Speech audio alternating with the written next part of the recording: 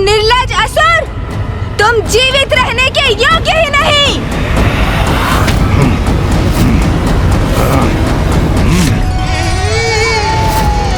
हे ब्रह्मदेव, माता, मैं आप दोनों की पूजा से अत्यंत प्रसन्न हुआ।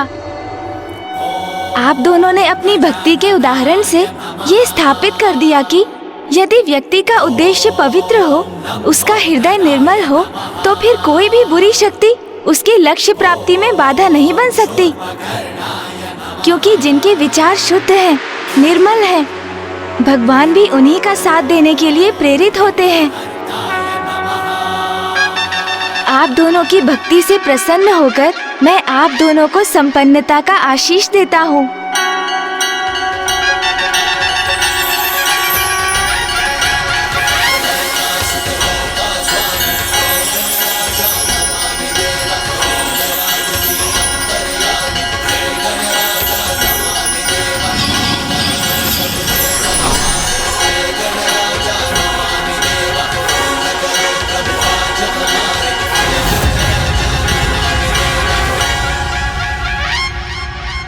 ये सभी तो मात्र सांसारिक वस्तुएं हैं।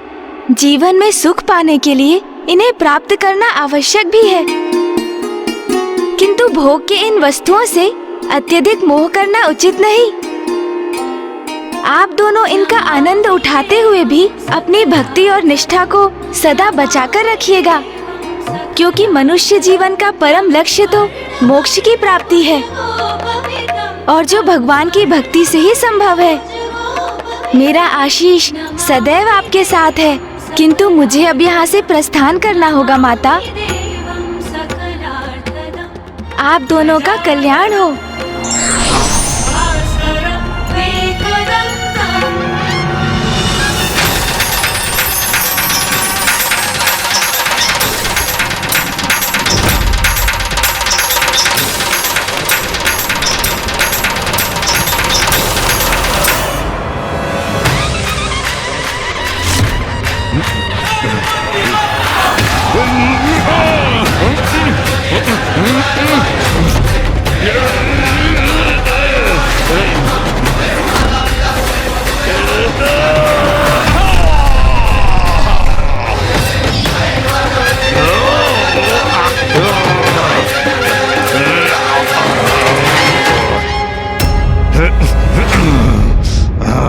भगवान के लिए उसका भक्ति ही सर्वोच्च है। दुर्बुद्धि, मेरे भक्तों को पीड़ा देकर तुमने बहुत बड़ा अपराध किया है, जिसका दंड अब तुम्हें अवश्य प्राप्त होगा।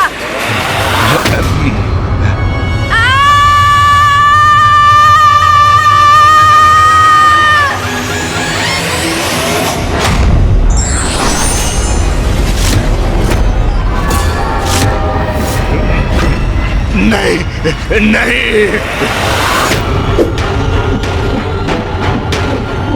नहीं।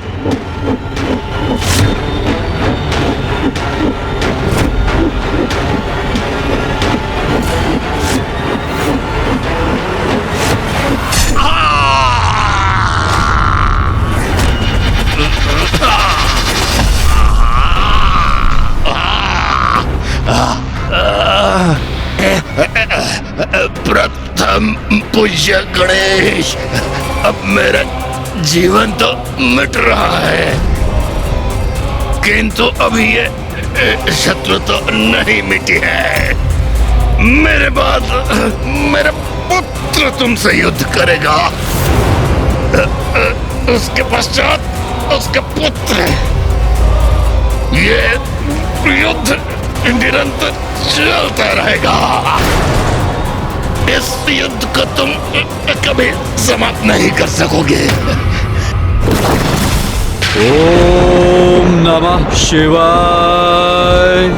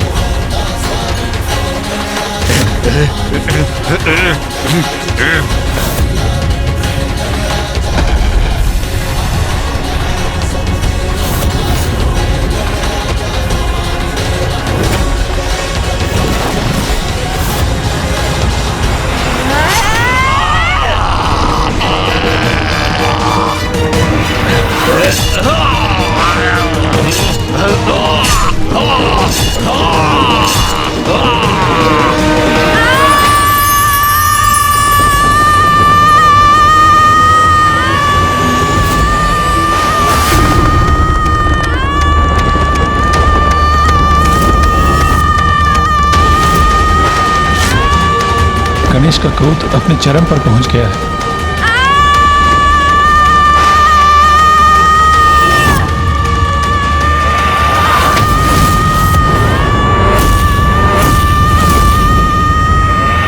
गणेश जी का क्रोध तो गर्जना के रूप में चारों दिशाओं में ध्वनित हो रहा है।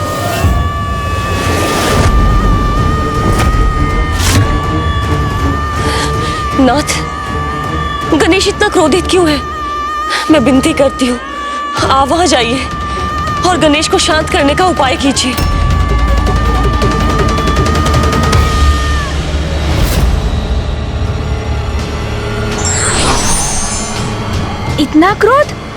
इतना क्रोध मुझे कैसे आ गया और क्यों?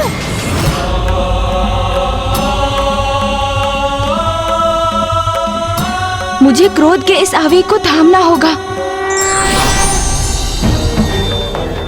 फूफा जी यहाँ हैं, वो अवश्य यहाँ शांति स्थापित कर देंगे।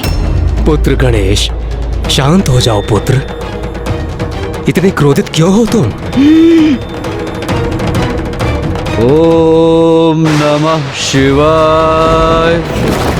मैं सभी को गणेश के विरुद्ध कर दूंगा। मैं गणेश को ऐसा कृत्य करने पर विवश कर दूंगा कि सभी उसको आयुग महादेव पुत्र मान लें, जैसे अभी तक मैं रहा हूं।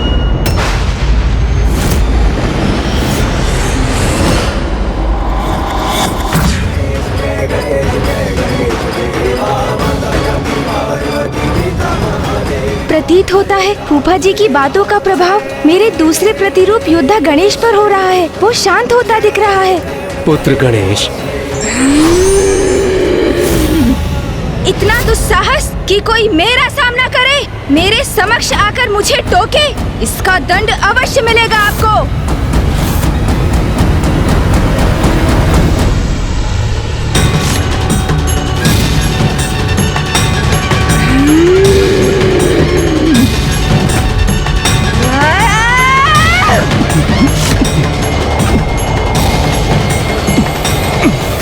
पुत्र गणेश, शांत हो जाओ पुत्र। अपनी श्वास से मेरा खिंचाव बंद करो।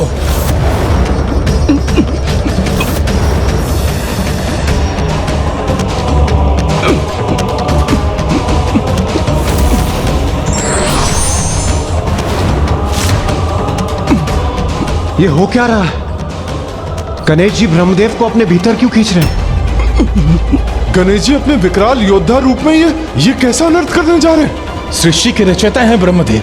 यदि उन पर संकट आया तो समस्त सृष्टि पर संकट आएगा।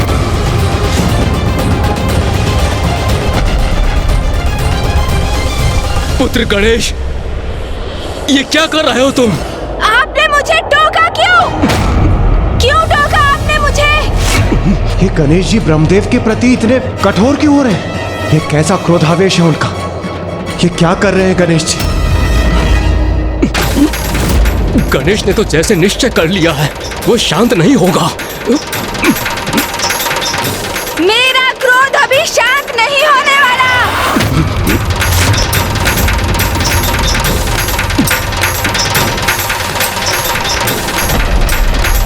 गणेश रुक जाओ।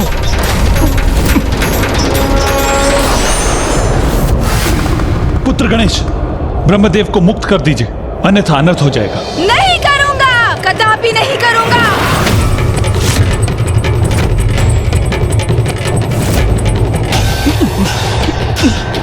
रुक जाइए गणेश जी। गणेश जी शांत हो जाइए। रुक जाइए गणेश जी, रुक जाइए। गणेश जी रुक जाइए।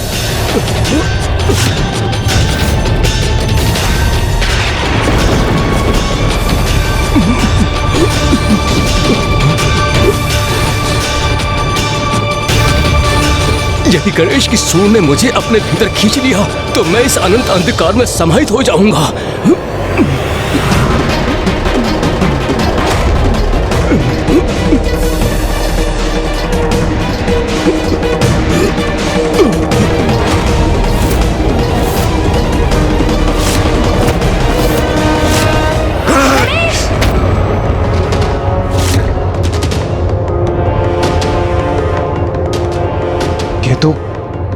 गणेश जी का स्वर है,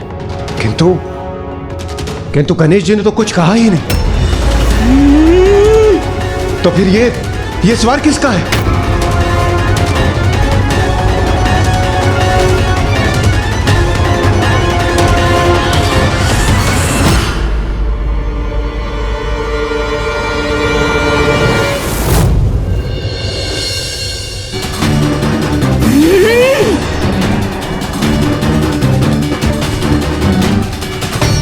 एक और गणेश जी? यहाँ दो गणेश जी कैसे उपस्थित हैं? ये कैसे संभव है?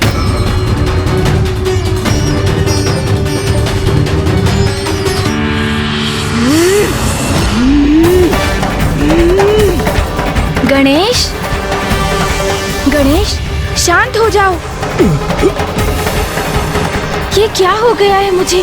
क्रोध के ऐसे भीषण आवेग में क्यों बहा जा रहा हूँ मैं? नहीं, मुझे शीघ्र कुछ कर इस क्रोध के उन्माद, अन्यथा जिस किसी शक्ति के भी प्रभाव में हूँ मैं, उससे स्वयं को मुक्त होना होगा।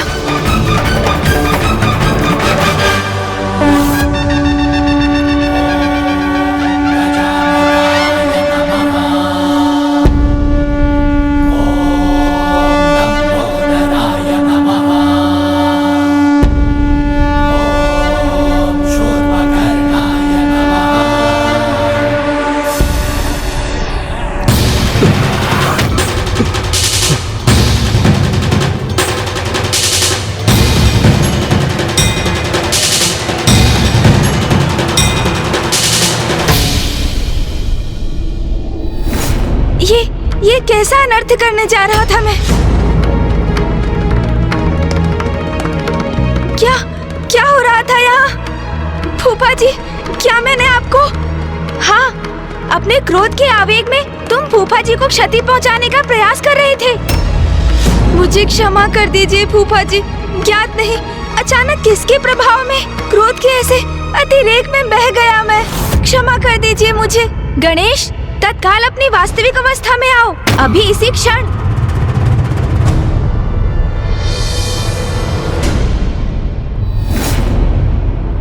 गणेश जी, आप दो रूप में प्रकट हो गए, और क्यों? सूर्यदेव, मेरे भक्तों ने मेरी पूजा का संकल्प किया था, किंतु असुर दुर्बुद्धि उनके संकल्प में विघ्न उत्पन्न कर रहा था, तो मैं वहीं अपने भक्तों के साथ रुक गया, जिससे वो निर्विघ्न अपनी पूजा संपन्न कर सके। किंतु मेरा विकराल योद्धा स्वरूप इस संकट को मिटाने के लिए, दुर्बुद्धि का अंत करने के लिए यहाँ प्रस्तुत हुआ। गणेश जी, आपकी लीला तो अद्भुत है। आपने एक भक्त की भक्ति का मान भी रख लिया और दुर्बुद्धि रूपी संकट का भी अंत कर दिया। धन्य है आप। यदि भगवान भक्तों की रक्षा नहीं करेंगे तो संसार में धर्म की सत्ता कैसे स्थापित होगी?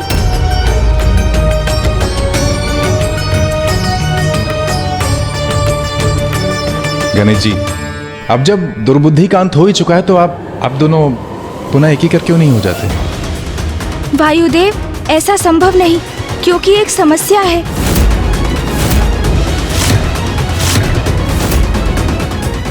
गणेश जी, अब जब दुर्बुद्धि का अंत हो ही चुका है, तो आप दोनों पुनः एक ही कर क्यों नहीं हो जाते?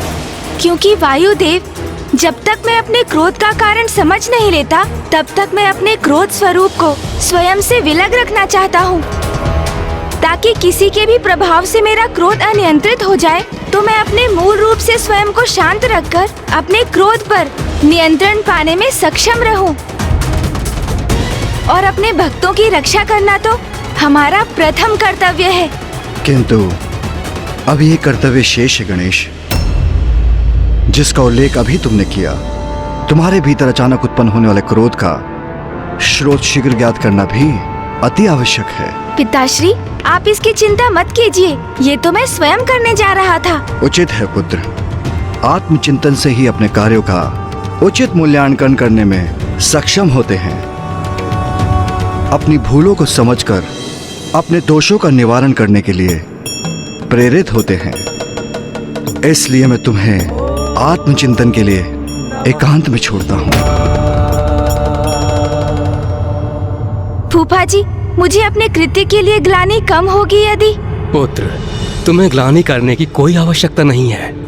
मैं तुम्हें क्षमा कर चुका हूँ। फूफा जी, वास्तविकता में मेरा अनुरोध तो ये था कि आप माँ से इस विषय में कुछ ना कहें, अन्यथा वो मुझे कहीं मेरे प्रिय भोजन मोदक से वंचित ही ना कर दे।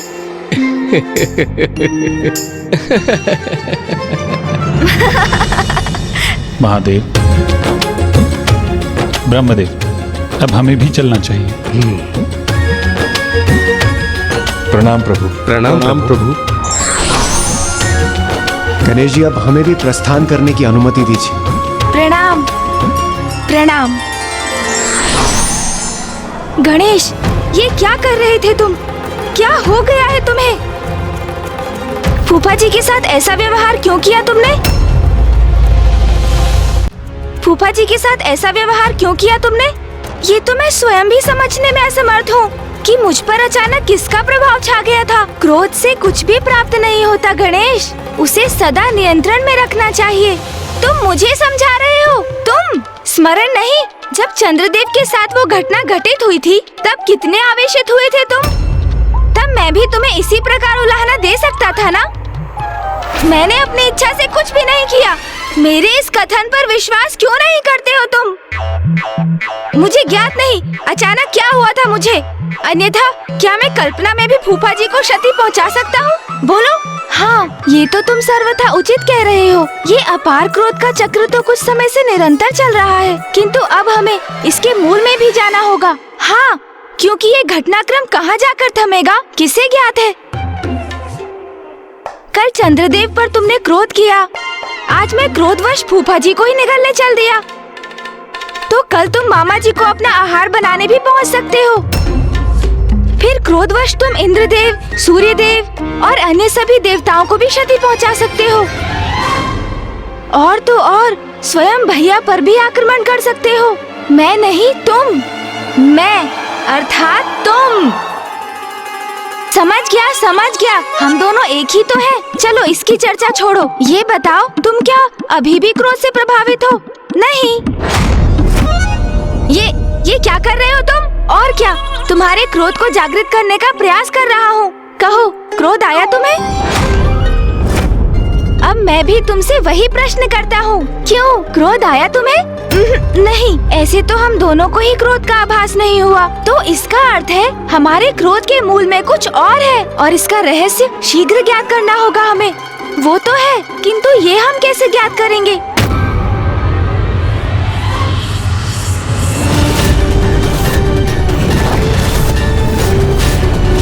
वास्तविकता में उनके दो ही पुत्र हैं, कुमार कार्तिकेय जी और प्रथम पूज्य गणेश जी, जिनके जन्म दिवस का उत्सव यहाँ आज कैलाश में मनाया जा रहा है। गणेश का जन्म दिवस, महादेव का प्रिय पुत्र।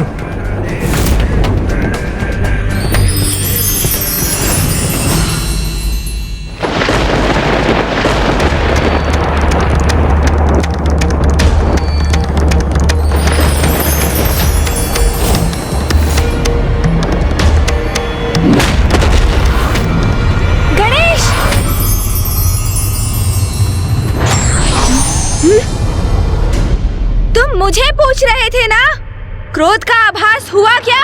तो हाँ, अब हुआ मुझे अत्यंत क्रोध का आभास, अत्यंत क्रोध का। गणेश को पुनः क्या हो गया है? ये ऐसा व्यवहार क्यों कर रहा है? ओह, तो क्रोध का स्रोत ये लाल धूम्र है।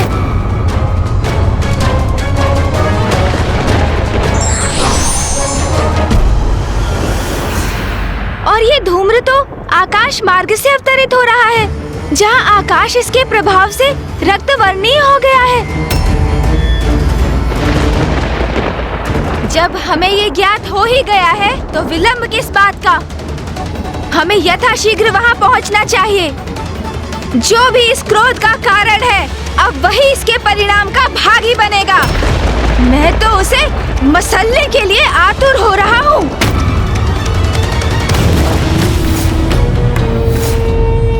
क्या है वो गणेश? उसका सामर्थ्य क्या है? प्रथम पूज्य की उपाधि प्राप्त की है उसने, क्योंकि महादेव का पुत्र है वो। यही है उसके प्रति सभी के स्नेह का कारण।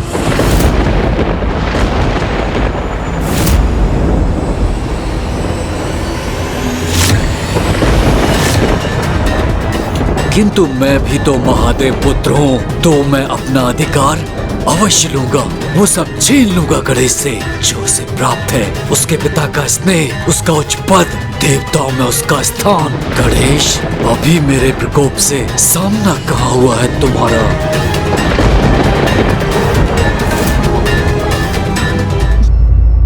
समय से मैंने एक टोकरी मोदक तक नहीं चखे, ऐसे में वहाँ जाऊंगा कैसे? मूषक जी को बुलाता हूँ। मूषक जी, मूषक जी, ये जिसका भी दुष्कृत्य है उसे अब उचित दंड दूंगा मैं। प्रभु, प्रभु, मैं आ गया प्रभु। प्रभु, अंततः बुला ही लिया आपने मुझे। मैंने नहीं बुलाया, किसी को नहीं बुलाया मैंने। नहीं बुलाया? अर्थात प्रभु, अभी तो आपका स्वर सुना मैंने। कैलाश में इतना सुंदर दिवस था आज। मैं भोजन से तृप्त होकर उपवन में विश्राम कर रहा था प्रभु। आकाश में मेघों की सुंदर आकृतियां देखकर प्रकृति का आनंद लेते हुए मैं बस निद्रा में खोने ही वाला था, और तभी आपके स्वर मेरे कानों में गूंजा। मूषक जी, मूषक जी। मैंने कहा ना, मैंने किसी को नहीं बुलाया। बुरा मत मानिएगा, किंतु इन दिनों आपको क्रोध बहुत आ रहा है प्रभु। मूषक जी, एक और प्रभु। प्रभु, मूषक जी, आप यहाँ क्या कर रहे हैं? कितने समय से पुकार रहा हूँ मैं आपको। आप मेरे मार्ग से हटने का कष्ट करेंगे?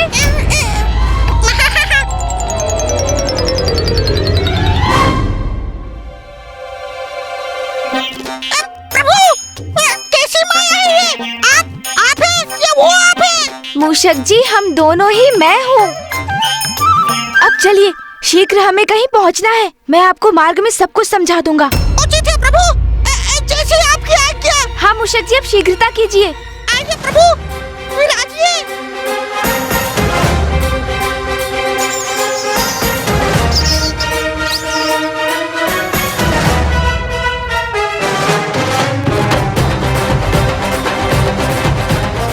अब मैं ऊपर जाकर देखता हूँ।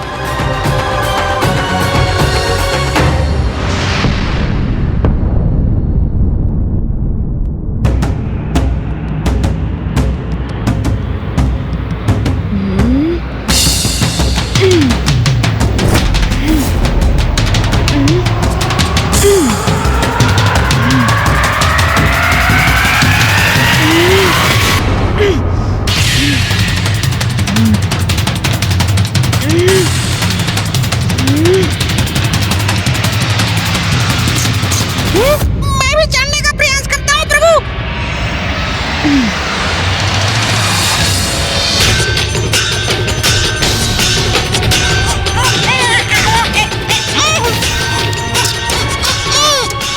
चढ़िए मूषक जी, प्रयास कीजिए। क्या हमारा वहाँ जाना आवश्यक है प्रभु? ये चढ़ाई चढ़ना मेरे लिए संभव नहीं। और थोड़ा बल लगाइए मूषक जी, साहस रखिए, तभी चढ़ना संभव हो पाएगा। चलिए मूषक जी, आगे बढ़िए। मूषक जी, थोड़ा और। मूषक जी, शीघ्रता कीजिए और प्रयास कीजिए। मैं अपने अन्य स्वरूप में शिखर तक पहुंच चुका हूँ। मेरे अन्य स्वरूप पर दृष्टि बनी रहे, ये अनिवार्य है। हाँ प्रभु। शीघ्रता कीजिए मूषक जी, शीघ्रता कीजिए। प्रभु, आगे बढ़िए।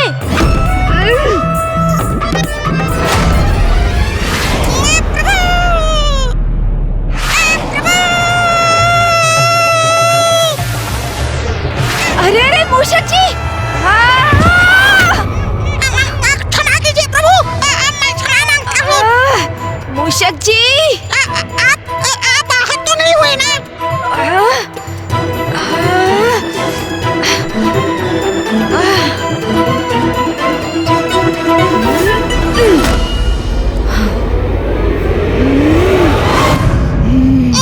मूषक जी को उलाहना मत दो। इसमें उनका कोई दोष नहीं है। मुझे ज्ञात है कि तुम क्रोध से आवेशित हो रहे हो, किंतु मेरा सुझाव है, गहरी सांस भरकर तुम अपने क्रोध पर नियंत्रण करो।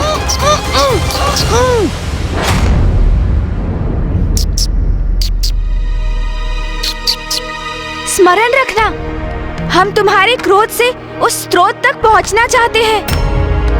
इस क्रोध को स्वयं पर हावी मत होने दो, क्योंकि ये क्रोध तुम्हारा मूल स्वभाव नहीं है।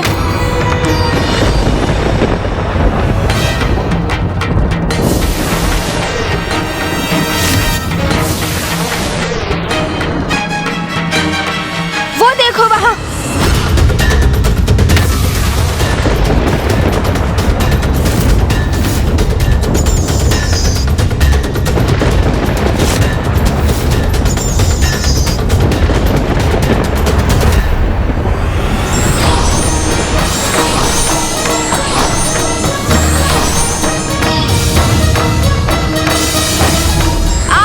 मनोहर रूप पर जिसकी भी दृष्टि पड़ेगी चंद्रदेव, वो कलंकित हो जाएगा।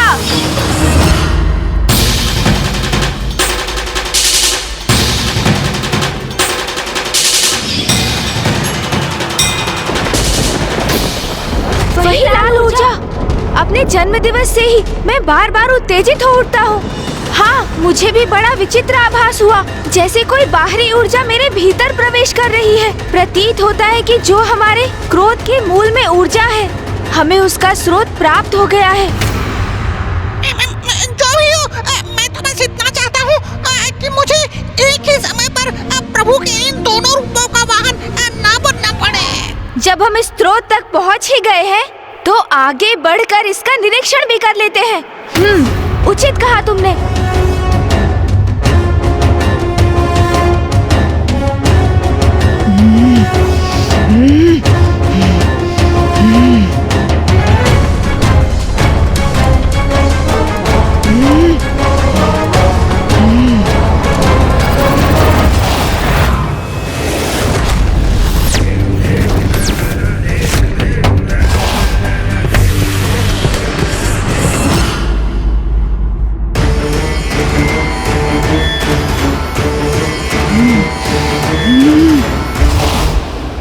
मुझे अपने क्रोध को नियंत्रण में रखना ही होगा।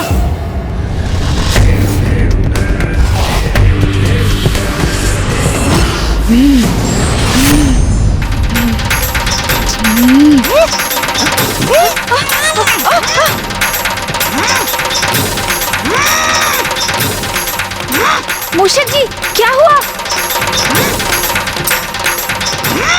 अब मूषक जी कैसे उत्तेजित हो गए? मूषक जी! अरे! मूषक जी, ये क्या कर रहे हैं?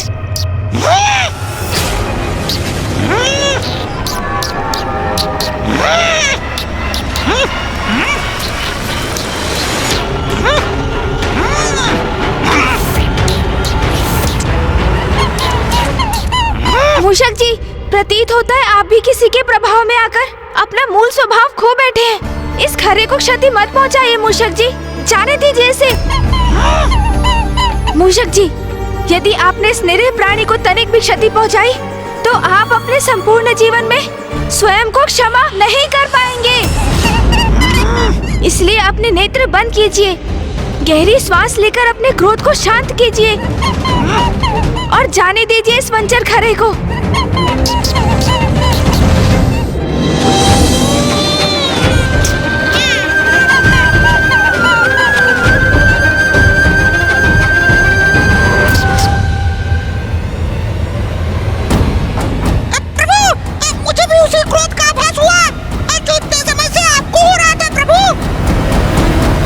मेरे विचार से तुम्हें और मूषक जी को यहीं रुकना चाहिए। ये ऊर्जा विध्वंसकारी है, इसका प्रभाव तो अब मूषक जी भी झेल चुके हैं।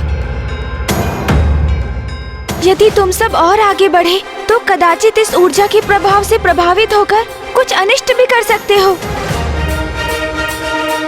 मैं ही आगे बढ़कर देखता हूँ क्या रहस्य है इसके पीछे। तब तक तुम यहीं रुको, उचित है। तब तक मैं और मूषक जी वहाँ से निगरानी रखेंगे।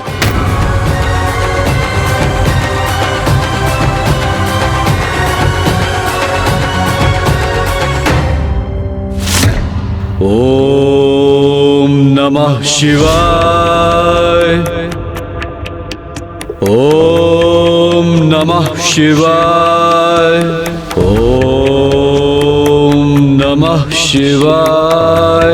ओम नमः शिवाय। ओम नमः शिवाय। ओम नमः शिवाय। ओम नमः शिवाय। ओम नमः शिवाय।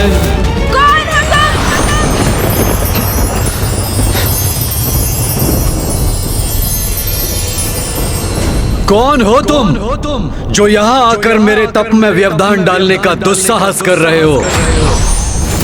मैं गणेश।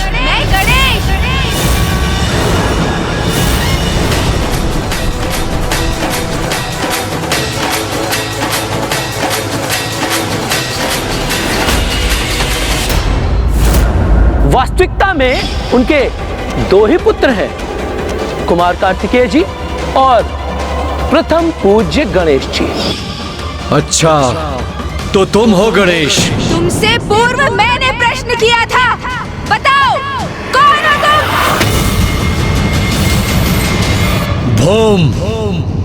भोम हूं मैं।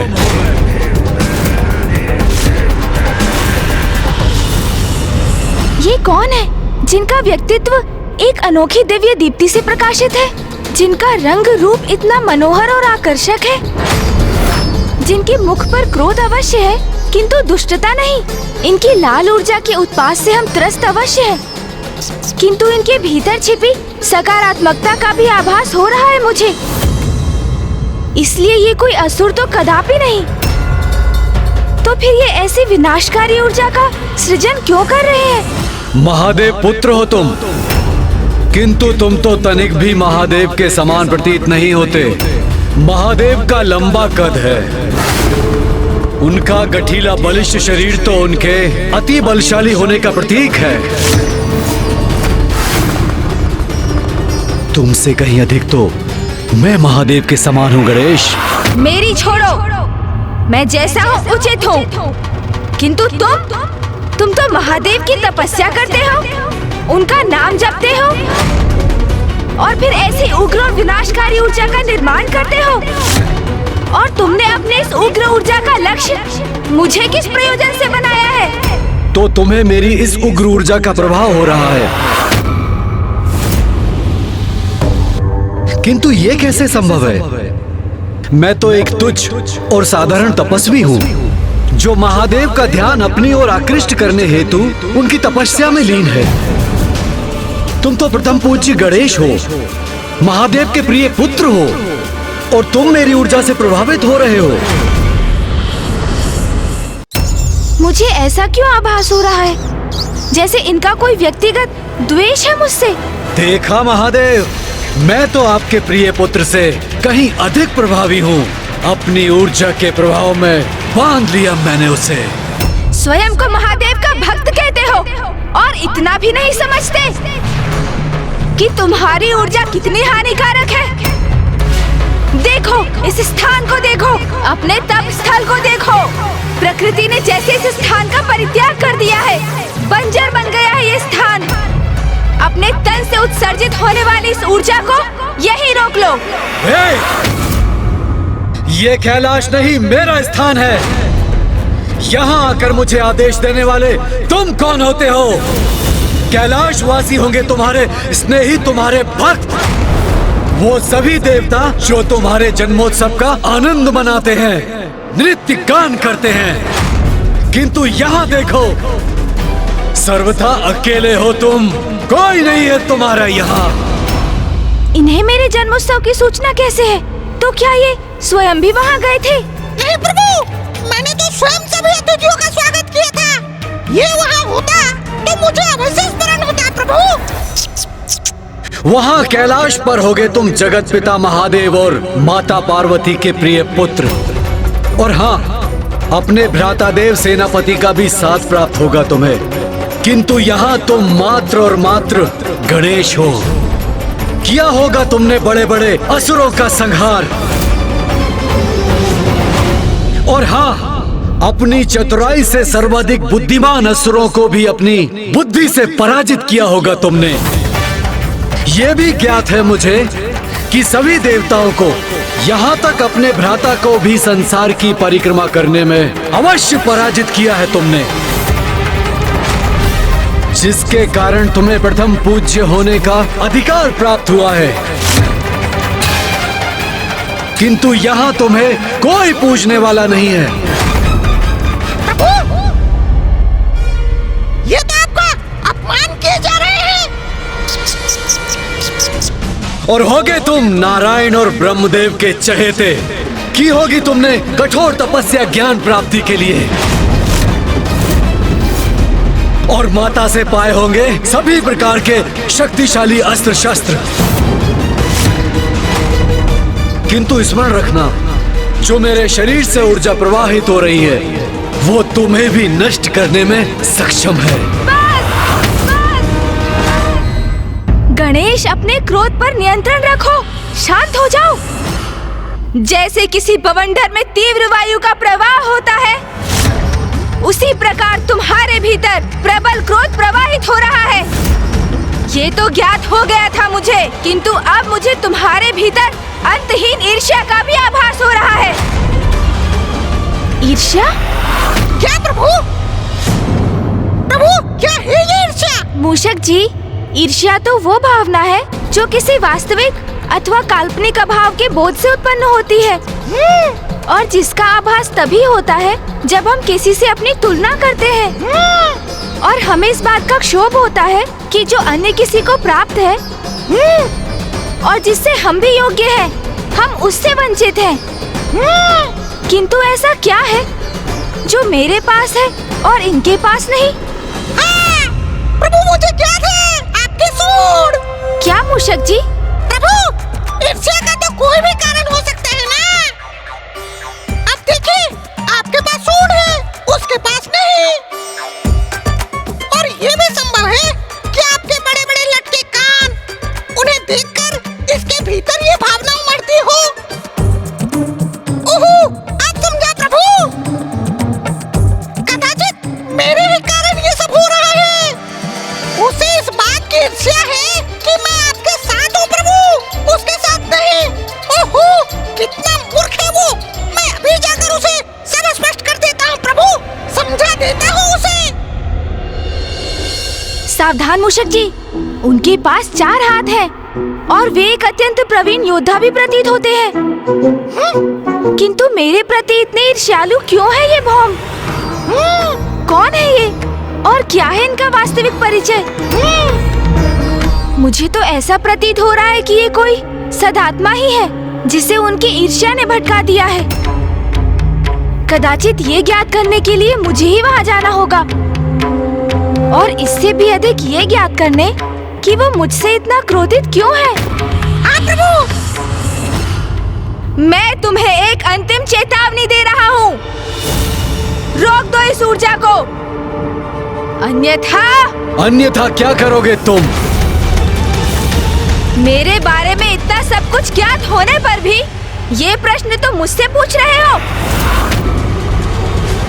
मेरे सभी प्रश्नों के उत्तर इस पुरुष की पहचान से ही उजागर हो सकते हैं कि कौन है ये।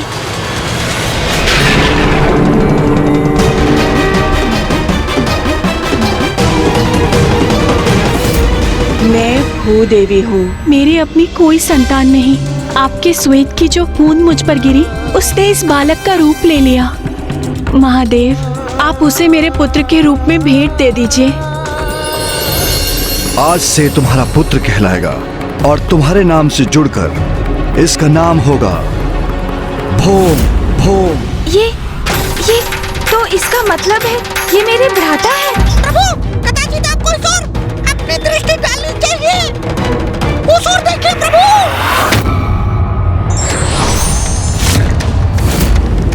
बस इतना ही?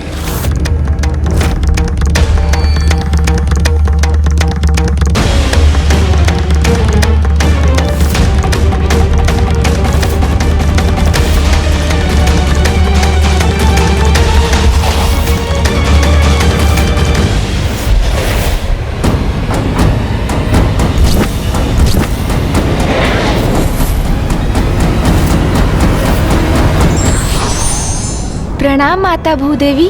आपने अपनी अंतर्दृष्टि से जो देखा वो सत्य है गणेश जी। भौम महादेव का पुत्र है। अब आपको ही कुछ करना होगा, अन्यथा महादेव के 2 पुत्रों में महायुद्ध छिड़ जाएगा, घोर अनर्थ हो जाएगा। मैं तुम्हें पर्याप्त चेतावनी दे चुका हूँ भौम, किंतु अब मैं सृष्टि को तुम्हारी उग्र ऊर्जा के प्रकोप से रक्षित करूंगा। तुम्हारा ये अहंकार, ये विश्वास कि तुम मुझे पराजित कर सकते हो, हास्यास्पद है। तुम रोकोगे मुझे? तुम्हें कदाचित तनिक भी भान नहीं कि मैं कौन हूं, क्योंकि वीर अपना परिचय अपने शब्दों से नहीं देते, उनका पराक्रम ही उनका परिचय होता है। अब मैं अपने वार से तुम्हें उचित परिचय दूंगा। संभाल सको तो संभालो मेरा वार।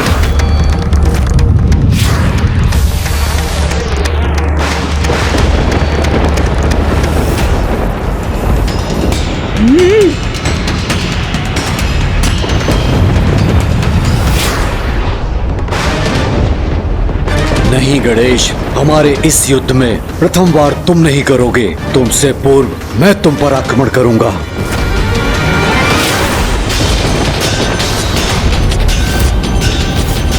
तुम युद्ध करोगे मुझसे? इतना दुस्साहस तुम्हारा? तो लो भौम, तुमने स्वयं अपने विनाश को चुनौती दी है, तो अब उसका सामना भी करो।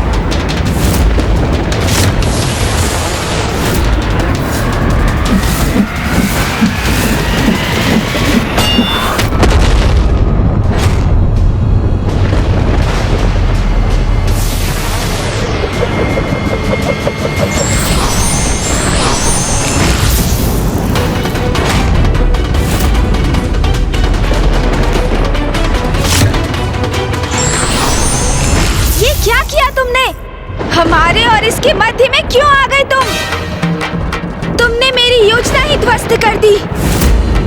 अन्यथा मैं अब तक इस अहंकारी भौम का अंत कर चुका होता। तुम्हें ज्ञात नहीं तुम ये क्या करने जा रहे थे? मैंने तुम्हें समझाया था ना, अपने क्रोध पर नियंत्रण रखना। कैसे रखूं अपने क्रोध पर नियंत्रण, जब मेरे क्रोध का स्रोत ये भौम मेरे समक्ष है? इसे नष्ट कर मैं अपने क्रोध को सदैव के लिए समूल मिटा देना चाहता हूँ। यदि कोई क्रोधित है इसलिए उसका नाश कर दो, ये उचित तो नहीं। और भौम के क्रोधित होने का एक कारण है जो मुझे ज्ञात हो गया है और तुम्हें भी ज्ञात करना चाहिए, तब तुम उसके क्रोध के मूल कारण को समझोगे। नहीं समझना, मुझे कुछ नहीं समझना। इस भौम को उचित पाठ सिखाने से अब मुझे कोई नहीं रोक सकता। गणेश, तुम अपने स्वभाव के अनुरूप व्यवहार नहीं कर रहे हो। भौम की उग्र ऊर्जा से प्रभावित हो तुम, इसलिए क्रोध में अपना आपा खो रहे हो। हाँ, वही उग्र ऊर्जा जिसे लौटाना अस्वीकार किया है इसने। अब हटो मेरे मार्ग से। इसकी उग्र ऊर्जा का उचित प्रयोग करना है मुझे, अंत करना है इसका मुझे। तुम कौन होते हो मेरा अंत करने वाले गणेश? भौम, कुछ क्षणों के लिए शांत रहेंगे? क्या आप ये देखने में सक्षम नहीं? मैं स्वयं को ही शांत करने का प्रयास कर रहा हूँ और आप अपने उग्र शब्दों से अग्नि में घृत का कार्य कर रहे हैं। अच्छा, तो अब तुम इसकी ओर से बोल रहे हो और मेरे ही विरुद्ध हो गए हो। गणेश, मुझे सुनो, शांत हो जाओ। यहाँ किसी युद्ध अथवा रक्तपात की कोई आवश्यकता नहीं है। तुम्हें आवश्यकता हो ना हो, मुझे आवश्यकता है। मैं इस युद्ध के कारण को अभी समाप्त कर देता हूँ। गणेश, हटो मेरे मार्ग से अभी, इसी क्षण। अन्यथा क्या तुम मुझ पर वार करोगे? मुझ पर?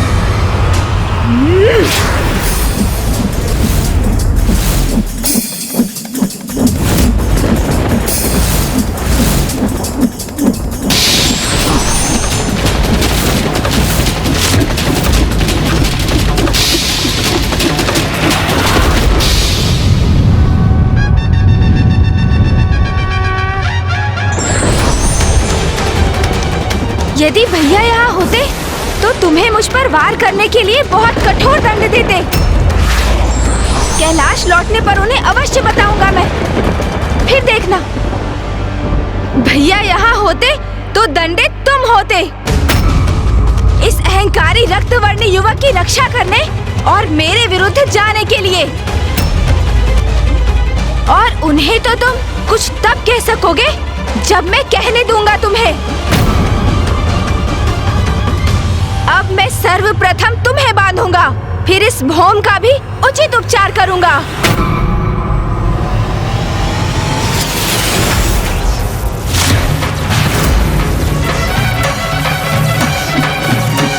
स्थिति तो नियंत्रण के बाहर जा रही है और ये सब भौम के उग्र धूम्र के कारण हो रहा है, जो गणेश अर्थात मेरे उग्र स्वरूप के ऊपर मंडराकर उसे और भी आवेशित कर रहा है।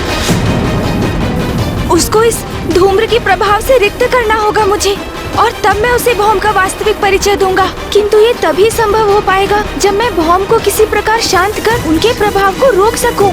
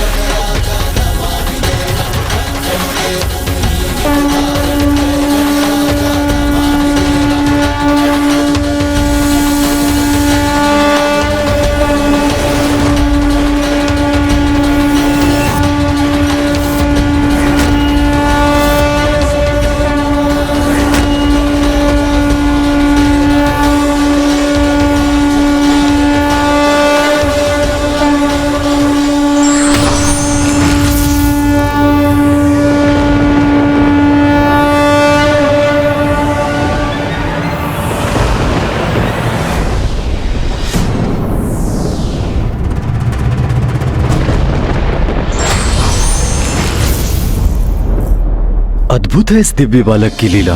कितनी सरलता से इसने न केवल मुझे अपितु अपने क्रोधी प्रतिरूप को भी शांत करा दिया। इसकी उपस्थिति मुझे चिर शांति का आभास करा रही है। न मन में क्रोध और न कोई ईर्ष्या का भाव ही उत्पन्न हो रहा है। अब कहो, अब क्रोध शांत हुआ तुम्हारा?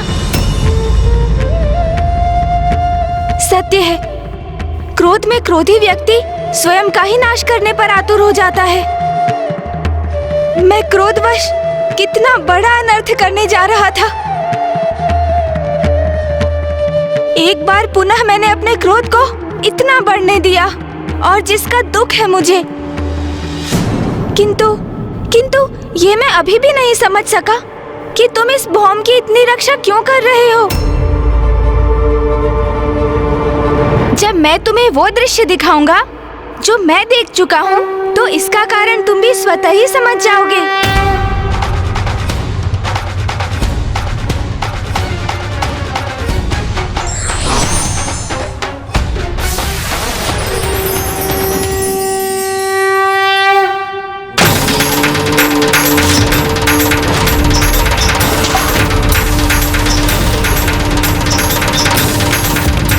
मैं पृथ्वी हूँ, मेरी अपनी कोई संतान नहीं। आपके श्वेत की जो खून मुझ पर गिरी, उसने इस बालक का रूप ले लिया। महादेव, आप उसे मेरे पुत्र के रूप में भेंट दे दीजिए। आज से तुम्हारा पुत्र कहलाएगा और तुम्हारे नाम से जुड़कर इसका नाम होगा भोम भोम।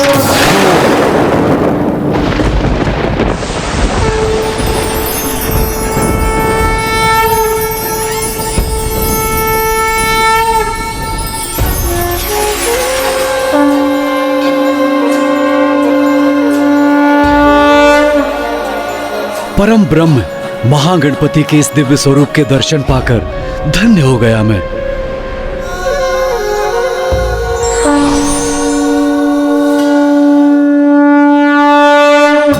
प्रणाम गणेश जी।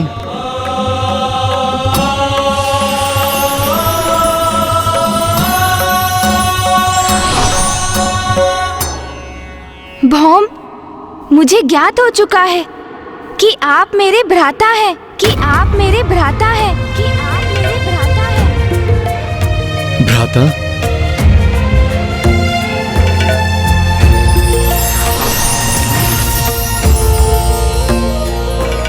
भौम, आपने मुझे पूर्व में ही क्यों नहीं बता दिया कि आप पिताश्री के ही पुत्र हैं, मेरे भ्राता हैं। पुत्र भौम ने इसका प्रयास तो किया था।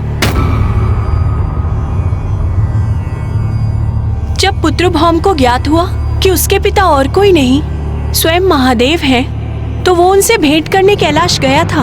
आप कैलाश आए थे? किंतु कब? आपके जन्म दिवस पर जब कैलाश में आपका जन्मोत्सव मनाया जा रहा था, तब मैंने कैलाश में प्रवेश करने का प्रयास किया था, किंतु महादेव के 2 गणों ने मुझे वहां प्रवेश द्वार पर ही रोक दिया। मेरा बहुत अपमान किया और मुझे वापस लौटने को कहा। उसी दिवस से भौम इस आशा में तपस्या कर रहा है कि महादेव उससे प्रसन्न होंगे, उसे दर्शन देंगे और अपने पुत्र के रूप में स्वीकार करेंगे। आपको कैलाश से अपमानित होकर लौटना पड़ा। ओह, तभी आपको मुझसे इतनी ईर्ष्या, इतना द्वेष है, और इसलिए मुझे आपकी ये उग्र ऊर्जा निरंतर प्रभावित कर रही है, क्योंकि आपकी उग्रता का लक्ष्य तो मैं ही हूँ ना।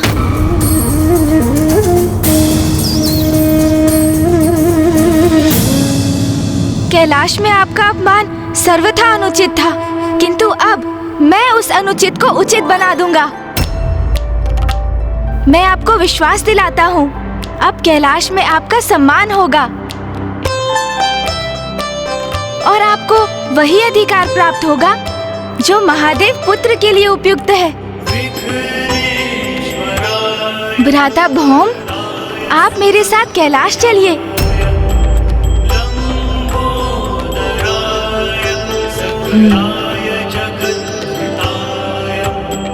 गणेश जी, मैं आपके साथ सहर्ष कैलाश चलूंगा, किंतु मेरा एक अनुरोध है। माँ भी हमारे साथ चलेंगी। नहीं पुत्र, अपने पिता से भेंट करने के लिए ये यात्रा तुम्हें ही करनी होगी। मेरी किसी भी यात्रा का आरंभ और अंत आपके बिना कैसे संभव है माँ? यदि आप नहीं चलेंगी तो मैं भी नहीं जाऊंगा। भ्राता भौम कदाचित उचित कह रहे हैं, आपको भी साथ आना ही होगा माता। उचित है पुत्र, मैं भी चलूंगी। चलिए मूषक जी, हम भी कैलाश जाकर भ्राता भौम के स्वागत की तैयारी करते हैं। इस बार इनका बहुत भव्य स्वागत होगा, ये मेरा वचन है।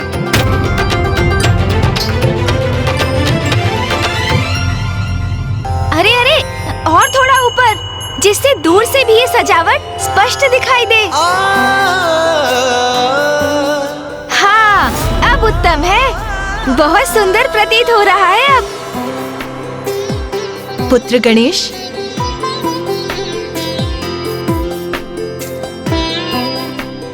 माँ, मैं आज बहुत ही उत्साहित और आनंदित हूँ, क्योंकि आज कैलाश में एक अत्यंत विशेष व्यक्ति का आगमन हो रहा है, और ये सब कुछ उन्हीं के स्वागत के लिए हो रहा है माँ। किंतु पुत्र गणेश, कौन है ये विशेष अतिथि, ये तो बताओ। हाँ माँ, हाँ, मैं अवश्य बताऊंगा, किंतु आपको उनके लिए अपने हाथों से विशेष खीर बनानी पड़ेगी। आप बनाएंगी ना खीर? अवश्य गणेश। इसके पूर्व मैंने तुम्हें कैलाश पे किसी के भी आगमन पे इतना प्रसन्न नहीं देखा। अवश्य ये अतिथि अत्यंत विशेष होंगे। अपने पुत्र के इन विशेष अतिथि के लिए मैं खीर अवश्य बनाऊंगी।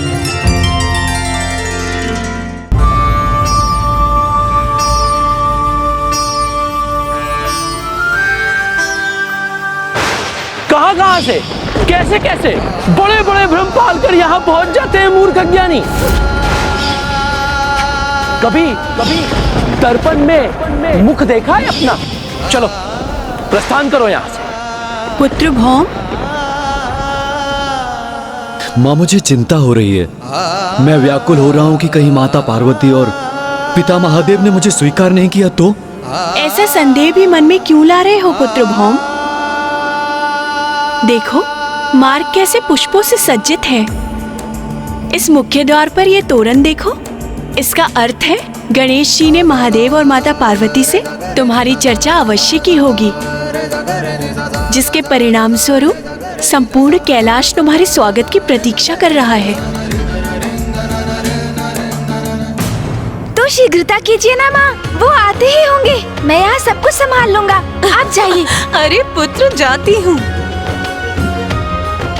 किंतु गणेश, ये तो बताओ कि आ कौन रहा है? कुमार कार्तिकेय जी, महादेव के पुत्र, आपके और प्रभु के भ्राता आ रहे हैं। आपके भ्राता आ रहे हैं, अर्थात प्रभु महादेव के पुत्र।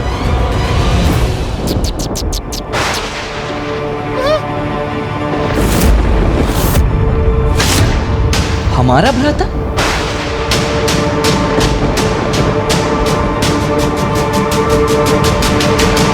क्या मूषक जी, क्या कहा आपने? माता ऐसे स्वर में क्यों पूछ रही हैं? क्या मैंने कुछ अनुचित कह दिया? गणेश, मूषक जी ने जो अभी कहा, क्या वो सत्य है? वो माँ। गणेश, मैं कुछ पूछ रही हूँ तुमसे। जो मूषक जी ने अभी कहा, क्या वो सत्य है?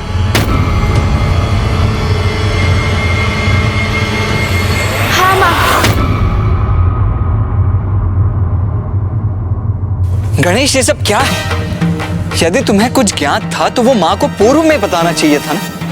यदि माँ को नहीं तो मुझे ही बता देते। अब मुझे बहुत चिंता हो रही है। माँ भी अत्यधिक प्रसन्न नहीं प्रतीत हो रही हैं। और ये क्या कहा तुमने? हमारा एक अन्य भ्राता भी है?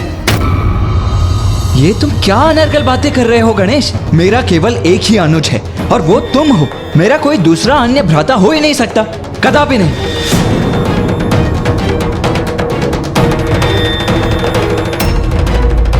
मुझे क्षमा कर दीजिए प्रभु, मैंने तो सोचा था ये सुनकर माता प्रसन्न होंगी। ये मुझसे कैसे भूल हो गई प्रभु? स्वयं को दोष मत दीजिए मूषक जी। आपने जो कहा आपके उत्साह में आपके मुख से निकल गया। किंतु चिंता मत कीजिए मूषक जी। माँ जब भ्राता भौम से मिलेंगी तो उन्हें शेष प्रश्नों के उत्तर भी मिल जाएंगे। किंतु अब ये ध्यान रखना है कि भ्राता भौम के कैलाश में प्रवेश के पूर्व मध्य में ही कोई व्यवधान न उत्पन्न हो जाए। स्वामी। उमा, आप इतनी व्याकुल क्यों हैं? क्या हुआ प्रिय? स्वामी, क्या आपको ज्ञात है आज कैलाश में किसका आगमन होने वाला है? जिस विशिष्ट अतिथि के लिए गणेश इतनी धूमधाम से कैलाश में तैयारियां कर रहा है, ज्ञात है आपको? कौन है वो? उमा, कौन है ये विशिष्ट अतिथि? तोतला जी, माता तो अत्यंत रुष्ट हो गई हैं। अब विशेष अतिथि के स्वागत का उत्तरदायित्व तो आपके और मेरे कंधों पर ही है। अरे नंदी, वो देती है क्या? तोतला जी, कहाँ देखूं और किधर देखूं? अरे नंदी दी वो देती है, उधर देती है।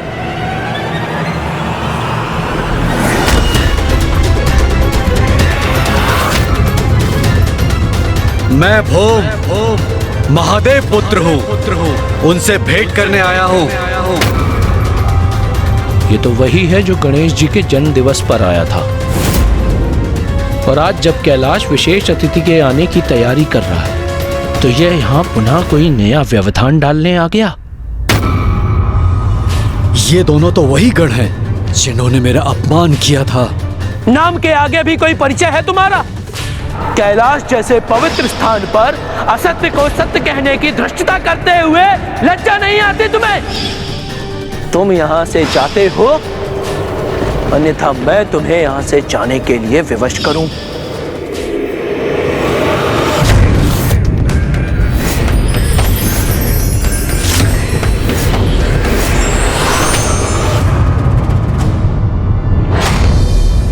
आने दो इसे। पिछली बार यूं ही जाने दिया था, किंतु इस बार अवश्य दंडित करेंगे। मुझे तो प्रतीत होता है ये तेलाब पे अवत्य तो अशांति उत्पन्न करने आया है। ये कौन होता है कैलाश में अशांति उत्पन्न करने वाला? आज भी कितने क्रोध का भाव है इनके मुख पर। नहीं, यदि माँ की उपस्थिति में इन्होंने मेरा अपमान करने का दुस्साहस किया तो मैं इन्हें क्षमा नहीं करूंगा। अंत ही कर दूंगा इन दोनों का। विश्वास रखो पुत्र, इस बार तुम्हें कोई अपमानित नहीं करेगा।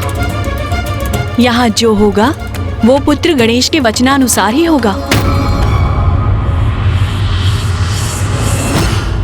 उमा, बताओ कौन आ रहा है कैलाश? आपका पुत्र। किंतु गणेश तो लौट आया था। तो क्या कार्तिकेय कहीं गया था और अब लौट रहा है? नहीं स्वामी, गणेश नहीं, कार्तिकेय नहीं, आपका एक अन्य पुत्र। उमा, ये आप क्या कह रही हैं? कौन सा अन्य पुत्र? आपका तृतीय पुत्र आ रहा है आज।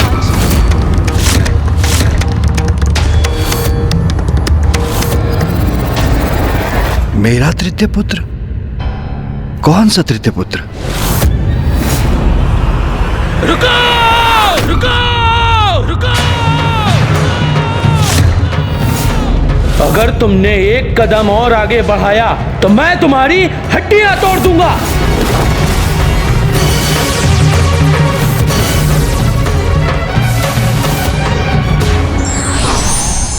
पूरी बात बिना जाने प्रतिक्रिया नहीं देना चाहिए, अन्यथा भूल हो सकती है।